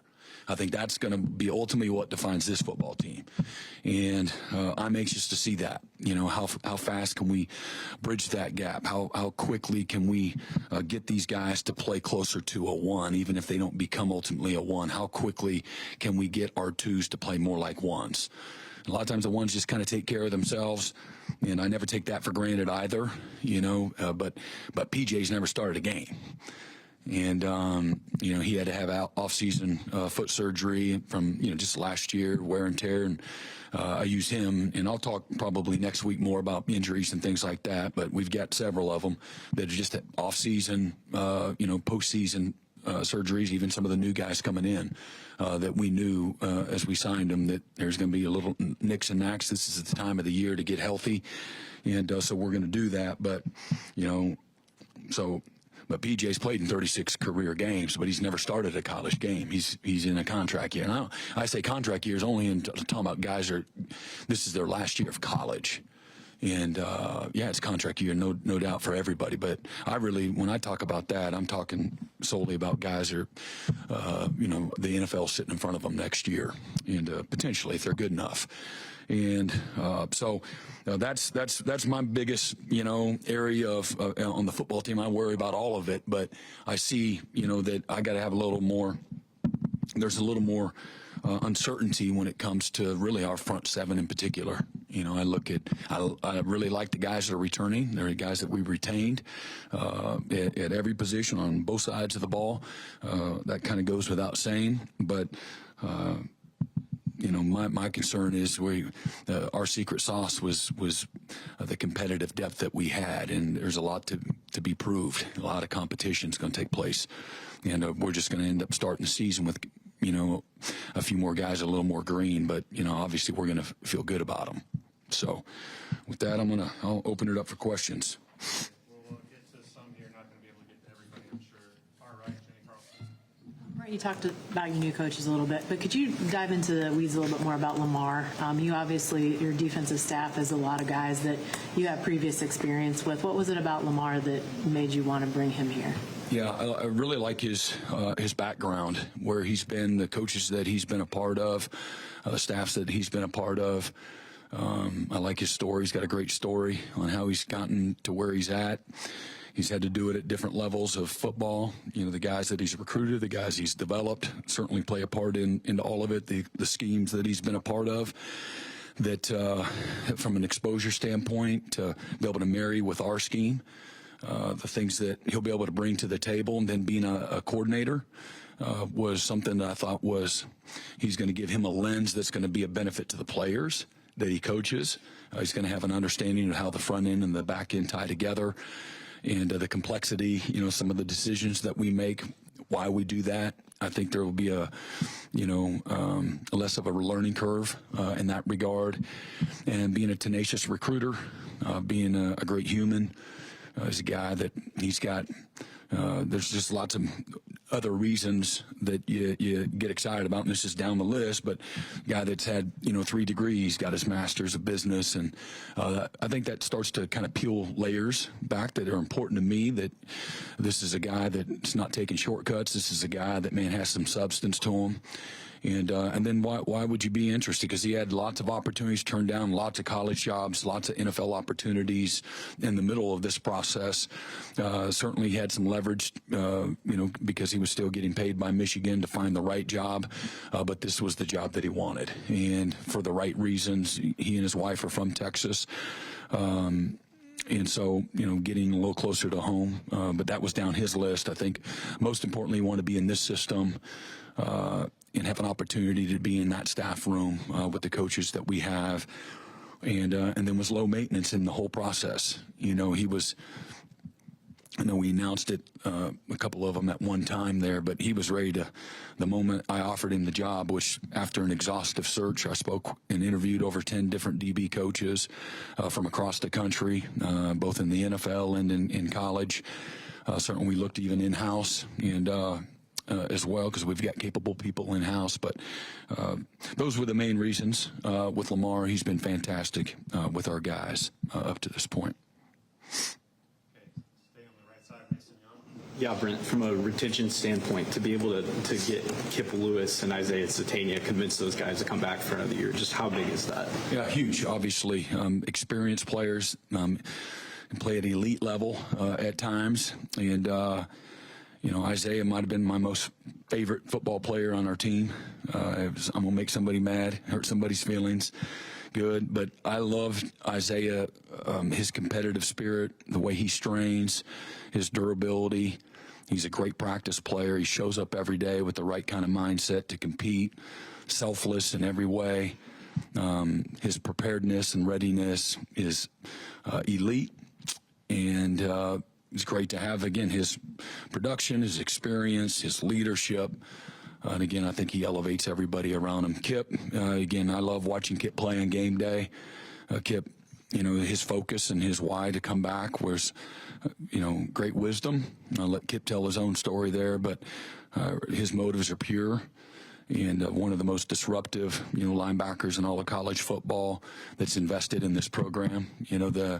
Going on, I guess it'd be his 5 years here, and he wants to get better, wants to improve, wants to help us compete, and chase a national championship. And his wisdom and all of his experience is just going to be, great, and has been up to this point. For the rest of the football team, the defense, and certainly the linebacking group that he's a part of. Talked to Jason, and he kind of mentioned that. How was he? He was great. He was great, yeah. He talked about how you and him aligned, and he knew immediately that he wanted to coach for you. What stood out about him, and just kind of how have you seen him take over that tight end room? Well, obviously he had one of the best professional careers in the NFL. In the history of the NFL, who hangs around the NFL for 17 plus years. You don't do that by accident. You got to have something to you. You got to be talented. You have to have amazing durability, the training, the commitment, the sacrifice, the desire. He wasn't chasing money. He's chasing purpose. And then for people to want to keep him and to have the continuity, with the Cowboys that he did. It speaks volumes for who he is in that locker room when nobody else is watching. So I knew there was a leadership value. I'd been around him several times prior to it ever getting to, hey, I need to offer you the tight ends job. And there was an alignment in what a coach should be about. Football saved his life. He is he's polished up. You see the polished up version, but man, behind the glory, there's always a story, and he's got a great one. And to how he was raised and what football did for him in his life, there's an alignment, to feeling like football saved your life, and you wouldn't, be in this position had it not been for the coaches that poured into him and helped him when he needed it the most. And so his lens he's got a great lens. It's a great lens because it's like my lens, right? But in reality, there's a lot of, I get him. And I love what he's about. He's got a lot of substance to him. He's a fantastic leader as a head coach, and I said this, everything that he's done, he's put his hands to, man, he's been excellent at, he's represented what an incredibly high, impeccable standards, what they look like and how he's done it. He hadn't used players to create opportunity for himself. He's been a guy that's been fully immersed in every situation that he's been in. He's a loyal and devoted husband and father, and just a fantastic football coach. He's a great mentor and teacher, passionate, tough, all of those things are the things that, I was attracted to. And then again, it was just one more thing. He said, I'm all in, I'm coming to Norman. And I knew he had just turned down, an NFL opportunity to go do the same thing. And, but he wants to, I think he sees himself as somebody that can impact and influence the, people that need it the most at their times of life and in their journeys. And so that was really sealed it for me. Coach, obviously big recruiting weekend last weekend, 10-win season. How do you feel about the trajectory of where you guys are going right now? Yes, it's really good. I mean, in this space, I think it was around 30 guys that we brought in, and we had a great foundation that were already committed. The types of people, we're not inviting people, 4 or 5 days ahead of time, to come. This is a group of people that we've been highly invested in them and us over the last several months, most of them, a few of them, for well over a year. And so there's deep relationships with their families and the players. It's really important for us foundationally that we're bringing in the right people into our organization. And again, piggybacking off of the momentum that's been created through the last several months. And again, several of these guys having come to see us during the last season and last summer at camp, things of that nature, feel fantastic about the people that have decided to be Sooners and what that commitment looks like. We're very thoughtful that way. We're not trying to trick anybody to come to Oklahoma. Guys that come to Oklahoma understand the challenge that's in front of them. They know what they're signing up for. And so my excitement, our shared excitement and enthusiasm for where we're at in recruiting right now is because we've laid it out very clearly. We've been over the top clear on the expectations, the standards, and how hard what they're getting ready to do. You come to Oklahoma, this will be one of the hardest things you've ever done in your life. Okay, it'll be worth it. Okay, but make no mistake, we're not going to cut any corners. You're going to go to class. You're going to turn your assignments in. You're going to be at your tutorials, and you're not playing. Okay, this is about graduation. This is about development. This is about opportunity. This is about winning. This is about the brotherhood. And when we make this decision, it's a forever decision. It's a generational decision, and I want there to be an alignment with that. The things happen down the road, yeah, we're not going to be immune to that. That's the modern age of college football. But, my expectation is we'll have less because we've been thoughtful in that process. We've not tried to force a commitment. When a guy commits, he understands that's like, what that means. And you're all in every way. And so that makes me, and I know I share this with everybody else in this space that loves Oklahoma, that makes me really excited. And where we're at and what's in front of us here too, going through the, spring ball, there'll be several 27s and even the 28s. We're fully already, down the road with several 28 prospects. That's just how you have to recruit, right? And not that you want to be first, you just want to be right. And I feel like in 27 in particular, we really feel like we're right, and we're on the right types of people that are scheme fit, that are locker room fit, and can help, again, take us from good to great. And as I told the players, that was last week, we talked about taking this program from really good to great. And it sounds like it looks like this in everything that we do, but it's the smallest step, but it's the hardest step. Okay, that's the rare air that we talk about. And it's not any one thing. It's not any one player. It's not any one coach. It's all of it. And it's the hardest step. And so really feel like the 27 class aligns with us, and for the immediate future, obviously they won't be a part of this season's team, but incredibly excited about the people that decided to be Sooners, and again, where this class has an opportunity to go in the future. And how it takes 2 or 3 years to really see. A lot of times you can see the impact year one with how many guys contribute, and I think we have, over everywhere we've been, whether it's defense or this football team, what we've done the last 4 years, we've had several freshman All-American, and I think 2 of the last 3 years we've played the most freshmen and redshirt freshmen in all of college football. So the foundation has been good. We've recruited very well. Last year, the 25 class was our worst class, and it was around 15, 16. The school I came from before, I don't think they ever got in the top 15, and we're one of the winningest programs in college football during that time. So finding the right people is important, as we know. We built off of momentum some other seasons. I think we had a couple of classes at around 8, and we had a top 5 class, I think, after our 10-win season in 23 as well. So this has a chance to be an excellent class, continue that momentum. I think we've been very efficient in our identification and selection and recruiting process. Can you talk a little bit about Bishop Thomas? He hasn't gotten a lot of talk. Kind of quietly came in, moving defensive tackles from you guys, and just his overall what he's done throughout this winter and spring, and what you all seen. Yeah, so Bishop, if you all saw him earlier. You got it. Oh, no, is that later today? I got you. Okay. Yeah, he looks like he's about 40, and he looks like he's I won't even say it. So, but he's got an old soul to him.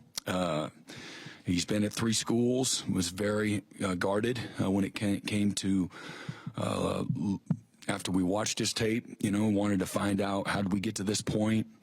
Again, everybody deserves some grace. Oklahoma is a place of grace. I wouldn't be here if it weren't for some grace. So, tell me what I need to know. And he was just very open and honest and transparent. And again, this is, as we know, you're dealing with 17, 18, 19, 20-year-old guys. You're going to do you ever do any stupid stuff when you were that age?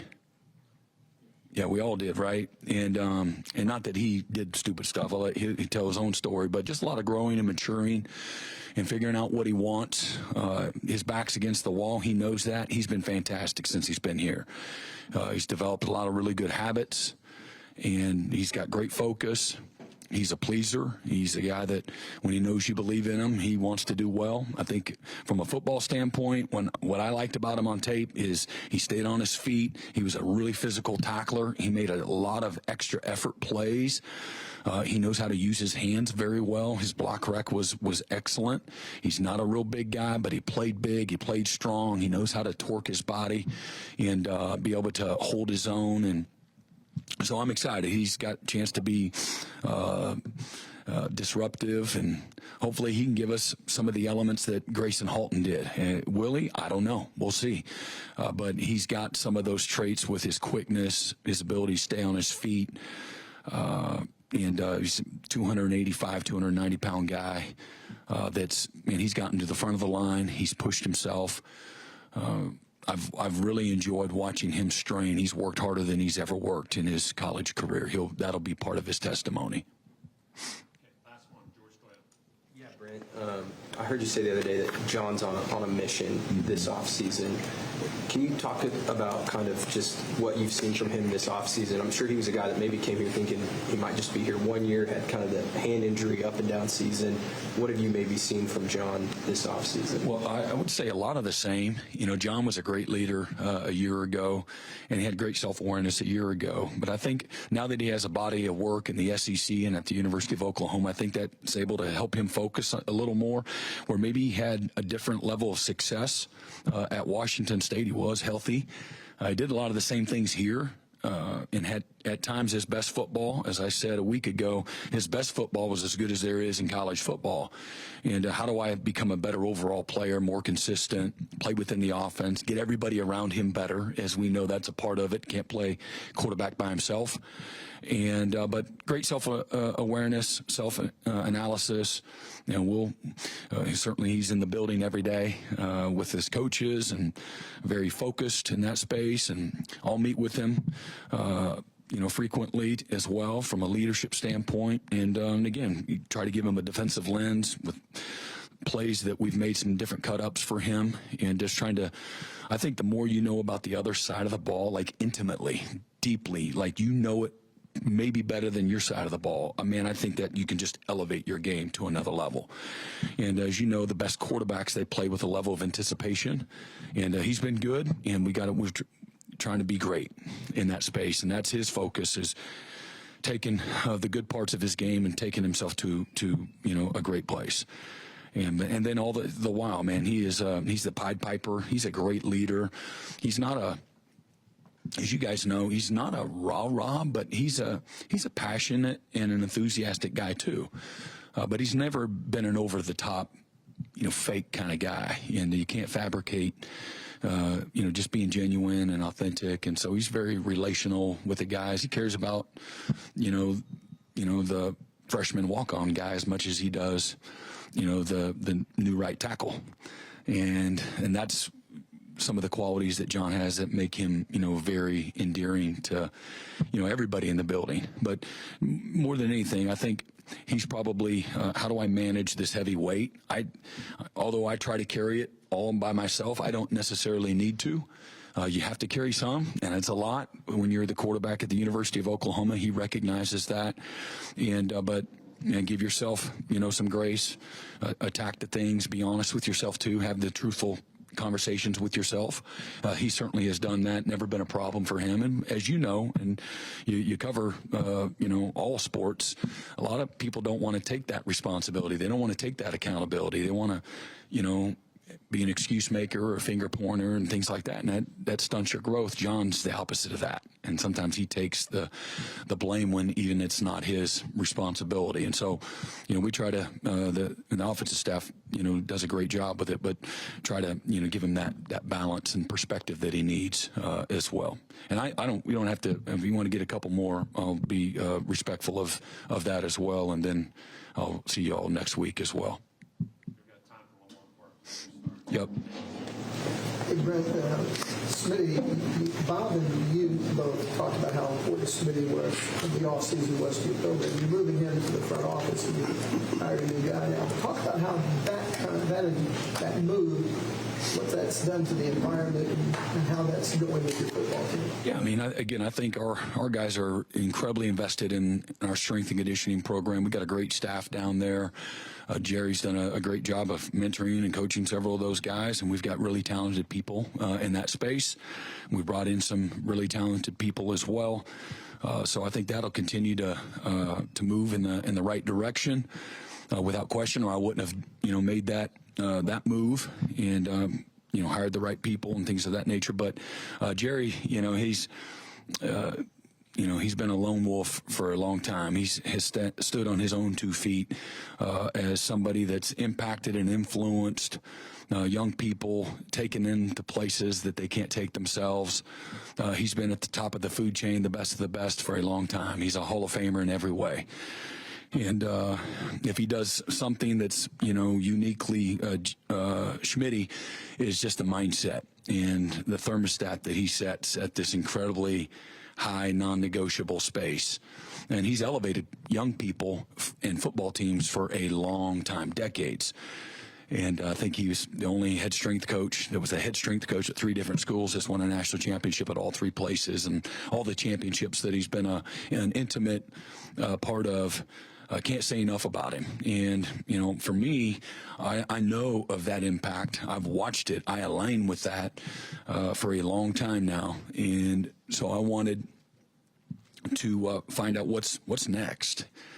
And there's an expiration date for everyone in every space, but he still has so much to continue to give. And so I'm not going to go on all the details, but he's got an office on the 3rd floor. It's always full of players and coaches.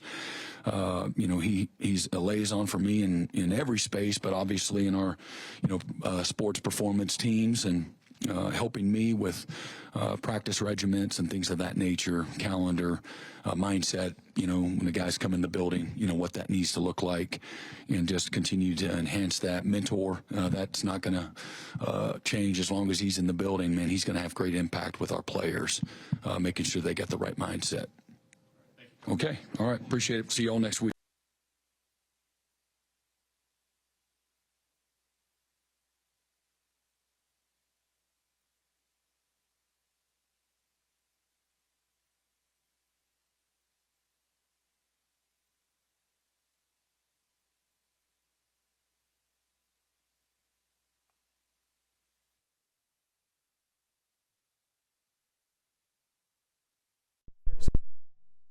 Norman, and excited to start spring ball next week.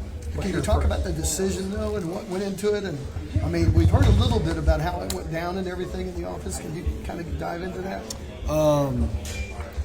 It's it's a long story, and I don't feel like I don't want to get into it too much right now. Kind of happy everything kind of died down from when it first happened and when it first came out. But like I said, I'm glad to be here, glad to be a Sooner, and excited for spring ball to start. What's your first impressions of Norman been so far?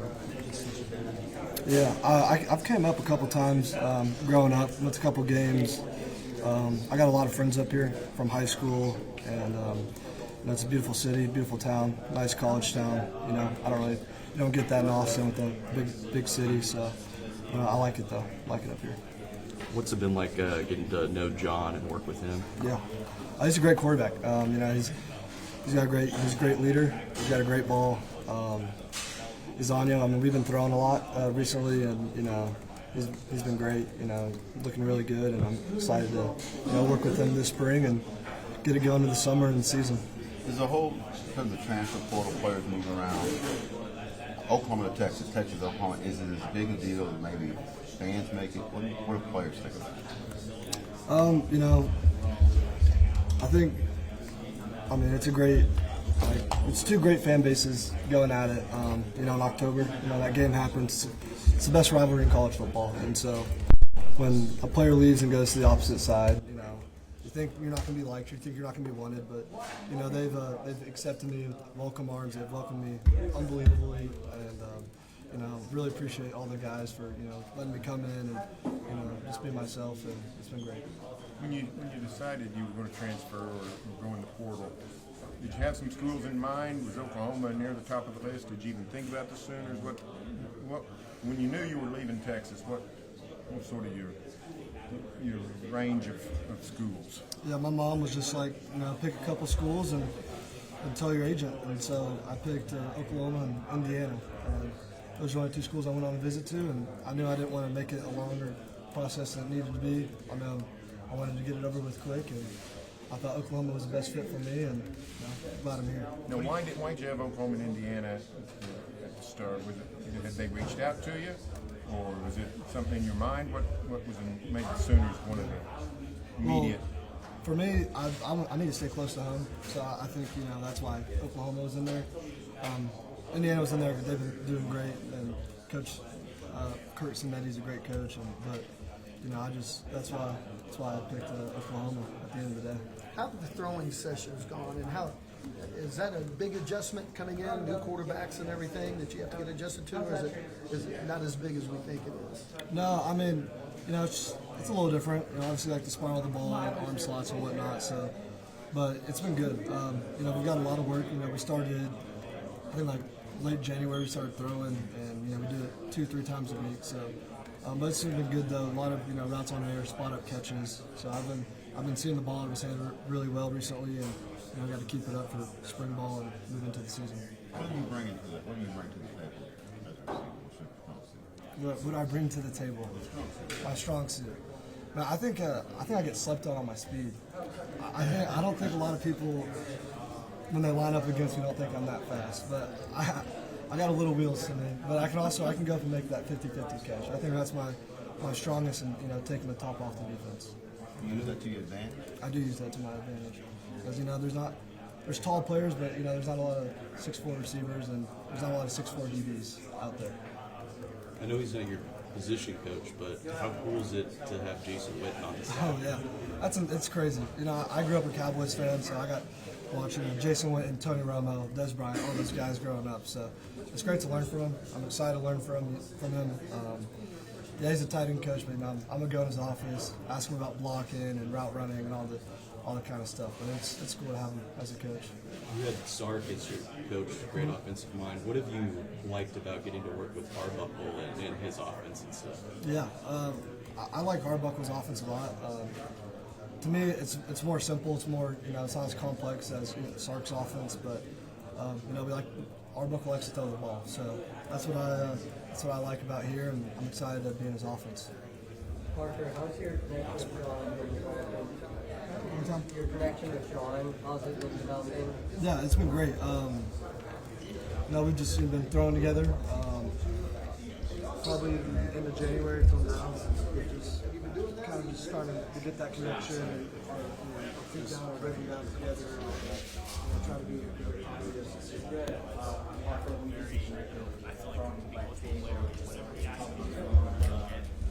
I feel like the more and more you talk about just the way he's going to use it, the more excited you get. I was like, okay, right? Yeah, he's It was a little something. So I just instantly gravitated towards him, and you could just tell just excitement and love and how passionate he is about football. What did he say? Can you kind of give us a little insight? Yeah, I guess he was talking about how he was going to use you. Yeah, so really just, we're going through just some of his old film from players like Corley and I don't remember what it was. Corley and then also Kyle Williams. And we're just kind of going through my film and just how we see similarities and just being able to use me over the field, all over the field, both inside and slot. Outside and slot. And I feel like that's where I'll be in the NFL, just be able to be everywhere and a plug and play guy. So it's kind of what I wanted to get myself ready for. Forgive me for not knowing your film at Virginia well enough to know. Did you play both there, or? Yeah, I played both. Yeah. Okay. So, yes, ma'am. Sorry about that. What's it like when you decide to leave your current school and a place like Oklahoma wants you? Yeah, it was hard. It was definitely hard to leave Virginia. I mean, I love all those coaches over there. They helped me get to where I am now. But for me, it's definitely kind of like I knew what I wanted to get, and I just knew what I wanted to get, and it wasn't really surprising. I knew that if I was having the portal that I was gonna have my fair share of whatever kind of school I wanted to go to, just because of what I've done in college so far. So it wasn't really surprising, like I said. Kind of just it's hard. It's easy to get caught up in all that, but kind of just staying narrow-minded and focus on the things the goals and things that you're trying to get done. I think there's a natural assumption that a brand like Oklahoma is known. What was your level of familiarity with this program, whether you were younger or even just the last few years? Yeah, well, started off my freshman year when I was at Kent. We played there, and I came down to Norman. So I just say it's a full circle moment. I feel like God works in mysterious ways. It's crazy that I'm here now for my last year of college. So I'm just super excited. I know this is just a great place, a great community, and I know where this can also take my brand if I do it right. So I'm excited for what's to come. I forgot about that Kent experience. Can you Not too many people know I went to Kent. I was about to say, can you go back to that experience coming here, and how much that loomed large in your mind in making this decision? Yeah. Well, first we just came from Washington, so we went from Washington to Oklahoma, but we stayed in Tulsa for a week. And that was an interesting experience. But then after that, just the game day experience, it was amazing. I remembered it. It was a great time. And then also thinking when I was a kid, it's a crazy little story, but I used to draw like college symbols before recess, before go out. And OU was pretty simple, so I just remember drawing that on my hand in red on the marker on my hand before playing out for recess. So when I started thinking about that and kind of just overall just praying and getting around the players and the coaches, I just felt like this was the place to be. Speaking of the coaches, Evan Jones, I'm not sure if you've talked about him yet, but the relationship with your new wide receivers coach. Great. I definitely feel like he will be able to help my game. One main thing that I just want to be more detailed, and I feel like he's as detailed as he comes, and I know I'm just trusting him with my development, and I feel like he's going to get me there. The word on you is you play bigger than what you are. I'm not afraid to get dirty a little bit. I can go up and get it. I feel like I can kind of do everything on the field. I don't know exactly what people want to name that. I feel like sometimes I met Coach Jones. He's like, I didn't know you were this big. I was like, hey. You like going across the middle, or you like not? I like catching the ball. That's all. You always have to catch? Of course. Yeah, I can do a little something after the catch. A little something. Who's your favorite receiver growing up? Favorite receiver, I like watching Keenan Allen a lot. Just the way, his release package. Amari Cooper. I have a bunch. Amari Cooper. Now I like watching Jamar Chase, Justin Jefferson's on the road. Jacoby Myers, just people that are really detailed and are great receivers, not just athletes. What do you take from those guys that you play on? Yeah. Is it route running? Is it yard depth? What do you try to take from those guys? Really, just anything. When I see something good on just from watching ball, I try to implement it. If it's within my game, within my body. So really, just route running, whatever that may be, or yards. I think that's just every day. I know if we can get to that point season where we can get it 12 a lot more, establish the run a lot more. This team is going to be unstoppable when you got Mateer back there. Do you know anything about Rocky? I do. I've been hanging out with him a lot, man, and he's an interesting fellow. I will say that. I played with one of his buddies, Caleb Rillis, at Florida. He transferred in a year ago, so I got to know a little bit about him before I got here. But yeah, he's a great dude, funny guy. He's got a kid on the way, married. Like, he's a great family man, and I enjoy spending time with him. What about Coach Whitten have you learned how he coaches? I mean, we saw how he played the tight end position. But how does he coach it, and what are sort of some differences maybe you started to see from him? Right. So I mean, it's always different. Like my college career, I had a former running back coach, tight ends, and then I had a former quarterback coach, tight ends. I never had an actual tight end coach, you know. So I mean, I was fine playing under Joe John coming here just because he was a former tight end, you know. Like it really doesn't matter. But with Whitten, you know, obviously you play the game for 17 years. There's just so much stuff you know that no one else could ever tell you. You know, whether that's just little things like pulling him belly to belly or like bending elbows, whatever. He's very intense, you know, and he demands perfection out of the room. And he kind of just says, like, you're not just competing against the tight end when you play, you're competing against the receivers, you're competing against the running backs. Like, we don't need to be taken off the field, you know, and but every little thing is going to dictate how that happens. You know, it's up to us learning the playbook, running better routes. You know, it's just everything's being evaluated, and he takes that intensity in the room every day. Some people do something really well, but can't teach it really well. Mm-hmm. Is it sort of the opposite with him? Like, you did it well, and you Exactly. He's able to Yeah. teach it well? Yeah, everyone says that sometimes former players aren't the best coaches, you know, but this isn't really the case here. And I feel like we learned similar. Like, he would rather go out there and show us in his speed, like either a walkthrough speed or him going full speed. And that's kind of how I learned too, in like a walkthrough setting. So like if he teaches us a technique, he'll go first. You know, and it's crazy because you're watching a Hall of Famer do it for 17 years. So you're going to pay attention and you're going to want to do that, you know.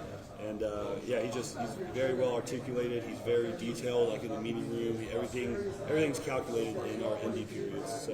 What does that look like? I mean, the first time he runs out there and he's doing it, are you guys all like, wait, what? Yeah, I mean, it's crazy. I mean, just like you're watching the standard of a tight end right there. Like, you're watching the best of the best show you what to do. So you better pay attention and you better do it to the best of your ability, you know. What was your thought whenever you first found out that he was, coming to be Oh, I mean, I was like the biggest fangirl moment ever. You know, I was telling him earlier, I was actually at my grandma's house when the news broke, and she lives about 10 minutes from AT&T Stadium, and I got a call from this random number, and it's Whitten. I'm just like, wow, man, like, man, that's a guy you just want to prove right. You know, believing in you, go out and play for him. But yeah, it was a starstruck moment. But you know, the kind of fan thing kind of sizzled down when he kind of ripped into me in practice. You know, and it's like, okay, this is my coach too. You know, it's like he's just not just Jason Whitten. You know, but a great guy. And I can't wait to play for him. When you come here and you don't necessarily know who the coach is, like, was there an extra just like surprise factor? Because you're probably wondering who it's going to be, and all of a sudden it's Jason. Right. Yeah. I mean, when I was getting recruited originally, I had a couple guys that gave me for like name contingents. I just needed something for peace of mind, and all the guys that gave me were I was fine playing for. You know, obviously some more than others, like Whitten, but.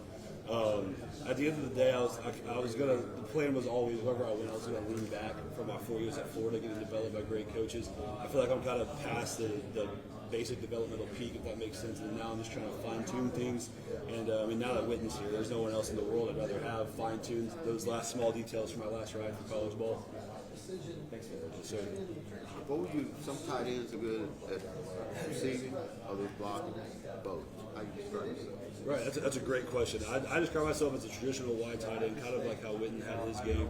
I'm a guy that likes to get his hand down and get dirty, and I'm a great play action, great security blanket. I mean, I could do it all. If you go back and watch the Florida tape, I played every snap, so they had me doing everything, whether that was split out, tight end, three-point stance, or in the core as an H. So I got really to do everything, you know, and obviously with my size and frame, I love to get physical in there, you know, whether that's a block and delay or if that's just pass pro or if that's just smash mouth football. And I feel like that's kind of why they brought me here, you know, bring that intensity back at the tight end room, get this in 12 feet and run the ball down their throats. And then when they bring the box up, we'll let Mateer sling it, you know. And if this offense can establish the run, that's the one thing from watching the playoff game or games before. If we can establish the run here, I don't think anyone's going to stop that ball. People forget how important tight ends are to the run game. Yes, sir. Extremely important. That's what I was taught at a very young age when I got to Florida. and that's something that it's kind of backwards. A lot of tight ends take more pride in the passing game, but I take a lot of pride in the run game. Obviously, it's the unsung hero, and I take a lot of joy in it. How have you and John clicked off in series? Quarterback series? Phenomenal. I mean, I was telling them earlier. Mateer's he's very calculated on how he connects with everybody. You know, he gets to know you as a person first, and he gets you in an environment you feel good in. So I mean, we've hung out a lot outside of it, whether that's the sporting events, UFC fights, things like that. But it's not even just Mateer. You know, this whole offense, like this whole team, is so tightly knitted, and it's just something that I'm proud to be a part of. You know, this team doesn't let anybody slack. They hold everyone up to the standard, and you can once you're close to somebody. You know, you can't really yell at someone and get in their face and them not take it personal if you don't know them outside of football. And this team is so close that you're allowed to do that. You know, you're allowed to iron sharpen iron sort of mentality, and it's very respectable. When you come in, there's so many new guys in that tight end room. You've played a lot of football. You've played football in the SEC. How do you take on leadership? What do you know? A bunch of guys that don't know each other. Right, exactly, and it's kind of cool because I go back to my time at Florida, my freshman year, and I've seen some old guys do it well, and I've seen some old guys do it wrong, and kind of getting thrown in the starting role a little earlier than I thought at Florida my redshirt freshman year. I had to kind of figure it out for myself and figure out what my style is, and I feel like this past year was probably my best year as a vocal leader. I've always had to work on being more vocal. I was always kind of a lead by example guy, and Napier always told me that was the bare minimum. So I've gone out of my way, and coming here, I mean, those guys in the room are all good guys. I mean, they make it easy, and I've tried to take the youngins under my wing, like Tyler Ruxer, but yeah, it's a very well-knitted group, and I think we're all going to work very well together. And it's cool because everyone's better at different things, and it's going to just be like a mix and match, like pick your poison. So I'm excited. You just talked about run blocking. That's something that you excel at. Mm-hmm. How much of that are you looking forward to also being a pass catcher in this offense? Oh yeah, I can't wait. I mean, getting the chance to play every down at Florida was huge for me. Getting the taste of everything, split out wide as the single receiver or whatnot. But I feel like this offense is really good at creating mismatches, and I'm really excited for that. And I think just even scheme-wise, with a big guy tight end, it's going to cause a lot of problems. Especially when you have me and Isaiah on the same side, because you're going to be hard to keep up with him when you see my big self just running, and it's going to be exciting. I'd rather do this exciting time to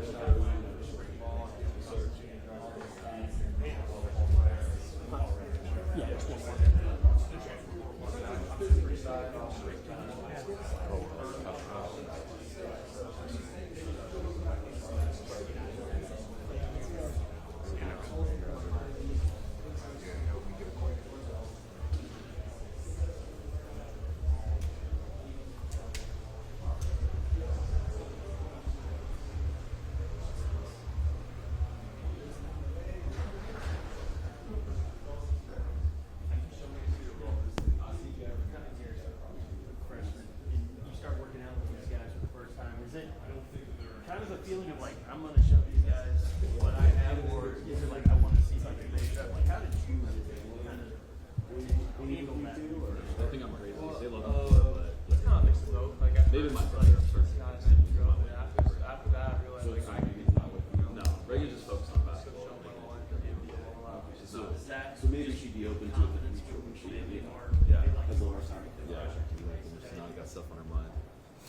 How big was Ray in the process, or did you not? She was a decent size in the process. That sounds really weird. I mean, she had some she had some influence in the process for sure, but I wouldn't say like she was the determining factor. I was looking to go to a bigger school in the SEC or the Big Ten where I could go against the best of the best. And I mean, I was here with a wide open tight end room. I didn't want to have too much competition on the back end of my career at 24. Just trying to come in and make it. At least you have somebody who knows the community, kind of tell you what life would be like as a big man. Yeah. We actually, I was telling some other people interviewing me this, we go bowling every Friday. 4-5 Sooner Bowl, they have a nice little discount there, and it's only like $24 for a lane for an hour for 3 people in shoes. So if you guys need some good bowling, Sooner Bowl down the road, 4-5. What have you thought of her basketball career here? It's incredible. I've watched her since Oregon State. I've been watching her since middle school. But she's really enjoyed it here, and she's taken off.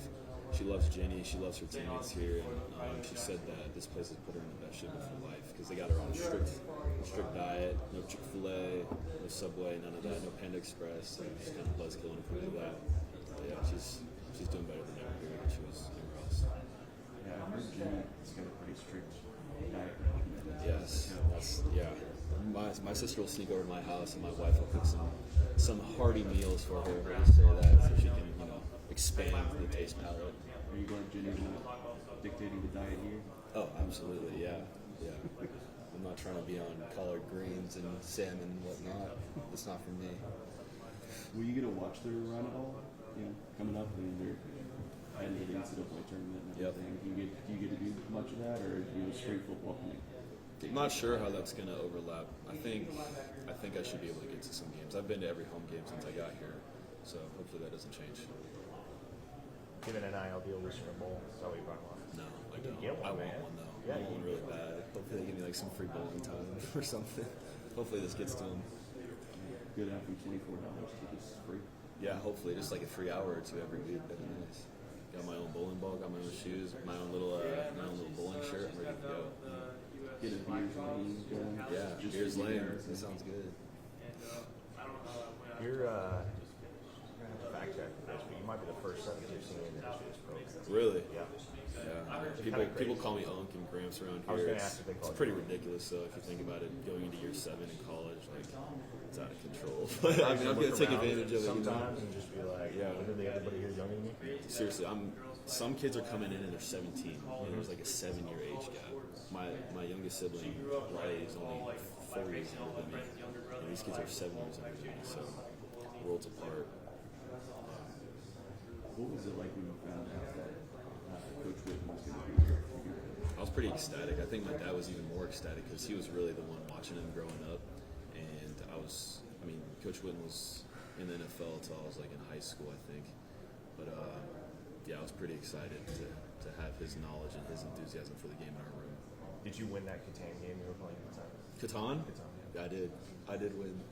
Absolutely. You say Catan? Catan, yeah. You say Catan? I said Catan. You probably build roads to win the game, huh?